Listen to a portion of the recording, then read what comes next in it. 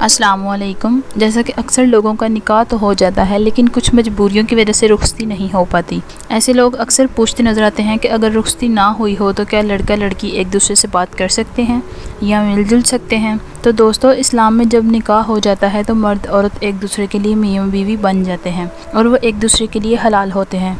निकाह हो गया है पर रुखसती नहीं हुई तो लड़का लड़की आपस में बात भी कर सकते हैं, मिल भी सकते हैं और एक दूसरे के साथ सो भी सकते हैं। रुखसती ना होना ये आपका ज़ाती मामला या मजबूरी है, उसका निकाह से कोई ताल्लुक़ नहीं। रुखसती नहीं हुई लेकिन लड़का लड़की हम बिस्तरी करना चाहें तो कोई इनको मना नहीं कर सकता। वो चाहें तो बगैर रुखसती के बच्चा भी पैदा कर सकते हैं जो कि हलाल होगा, क्योंकि वो मियाँ बीवी बन चुके हैं।